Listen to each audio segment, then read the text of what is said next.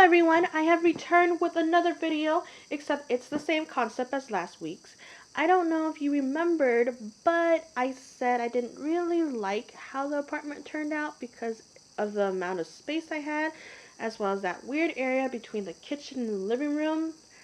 Originally, I was going to remove that wall and move the trash can elsewhere, but I thought it's better to just start from scratch again.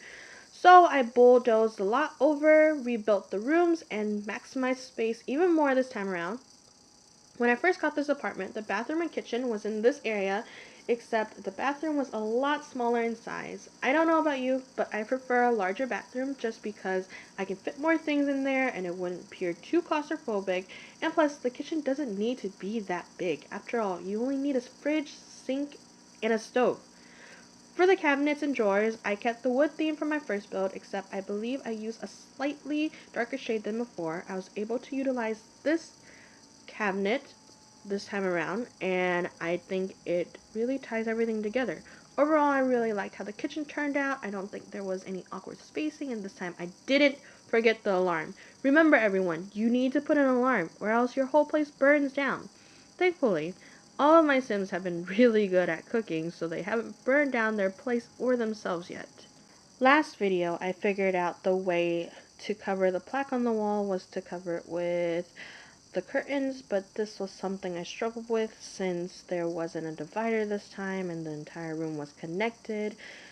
Everything looked off because I used different curtains for the living room as well as the kitchen, so I might just change the curtains later on so that it's the same in every room. Now, once I added the light to the kitchen, I noticed that blank area there that threw me off because I'm just someone who doesn't like empty spaces all that much. Probably because my entire childhood home is filled with items surrounding the walls, so I had to add something there. Then moving on, I added the doors in, and then I thought it would be nice to section off the front entrance with the rest of the apartment. Once I was satisfied with the divider, I moved on to the living room. Originally, I still wanted to use that bay window area as the place to put the couch, but it didn't fit the layout, so instead I moved the couch here. Then, of course, I added the TV stand that I have been loving lately since it fills up most of the spacing I need on the walls. And when you have shelves like these, you gotta fill them up so that they don't look too vacant. Originally, I was going to fill it with books, but then as I went through clutter, I found other things that I could add to the TV stand and use those instead. The color theme I used for the living room was bright and vibrant, since those are colors that are used to describe the youth. So as I was filling in the TV stand with clutter items, I remembered that she needs a desk for the computer, so I was going to put it at the window, but it looked off. But then I was like, wait, my Sims is an aspiring musician. She needs her instrument, so I filled the empty spaces with a guitar, violin, and another guitar for symmetric reasons. Then, after going through the rugs, I thought the faux fur rug would be best, so I used the white shade, and then added a coffee table that matched the color of the TV stand. Now, another thing I kept from the previous video is the usage of plants as filler objects. I just feel like vegetation really ties a room together and can put some depth into those empty spaces. So, I only put plants on that shelf as well as the coffee table, and it turned out pretty nice. Honestly, every time I build, there's always that one space that I struggle with, and it usually is the front entrance. I had an idea in mind, but I had to go through several different options. As you see here, I'm messing with different types of storages that I have, or opting to use miscellaneous items instead, just to see what worked in that space. In the end, I settled with building a shoe rack using these boxes right here. As you see, I couldn't move them closer to each other like I wanted to, but then after applying the cheat code, I was able to construct the shoe rack, and it turned out pretty nice. If you want any of the cheat codes that I used to build this apartment, I'll provide a link to the master list in the description box below. Anyways, so I thought it'd be nice to use a mirror to fill up that empty space on the wall, but somehow it still felt a little empty with my mirror of choice. Thus, you see me going through several different options again, only to opt out of using mirrors and instead decide to use superhero posters instead, which I prefer more because I think posters are something teenagers have, or at least teenager me had. Speaking of superhero posters, who is excited for Marvel's Infinity War? Because I am. I have been waiting for this for the longest time and I am so hyped up because April is here, which means Infinity Wars is coming. Back on track, I filled the boxes with different shoes from the clutter item section to tie it in all together. I have a bunch of these mods actually. They're mostly from the same person, I believe. Again, I'll add the links to the description box below. And then to top it all off, I added a little coat rack by the door. This isn't a mod because I'm pretty sure it comes with the game. And with that, the front entrance is done. Then it was onto the other side of the divider again.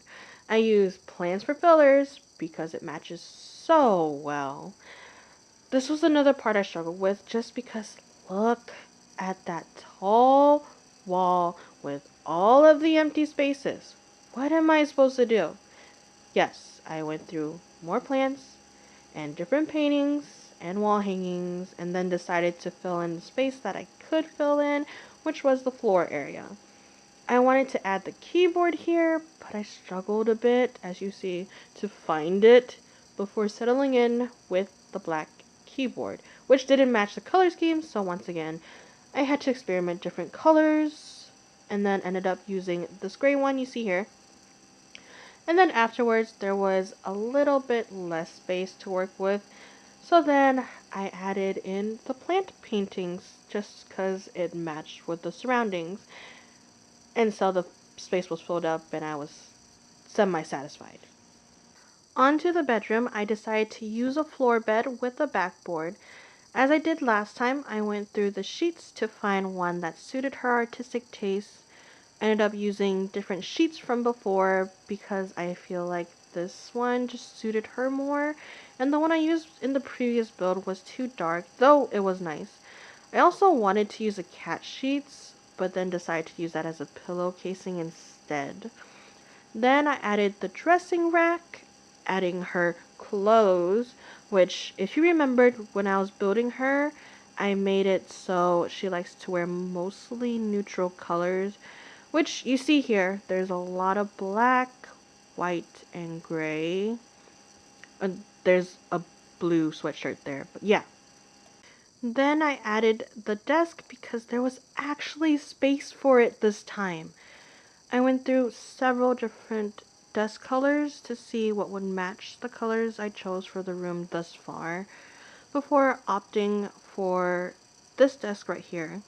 Though, to be honest, it still feels a bit off, but I really like this desk. I always use it. It's my safe choice. After that, I added the computer and then the clutter items such as the pencil case, clock, book, etc. Then I added the curtains that don't match with the other ones I used. Oh well. Again, look at that spacing I had to deal with. It's a pain to fill up those empty spaces. Honestly, sincerely, Jesus. So, using the tapestry mod, I filled that area right over there.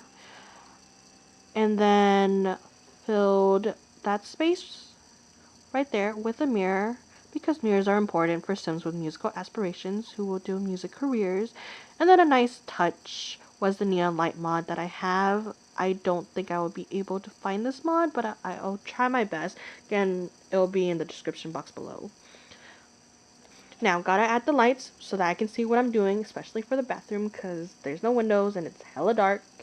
So I added a shower in there and then a bathtub because I'm planning on her adopting a pet later on in life. And then add the sink, wall divider, and then the clutter messes that I usually use. And then I added the toilet, and then more clutter, aka toilet paper. Add the mirror in, and then lastly tie it all together with the rug. And that's it.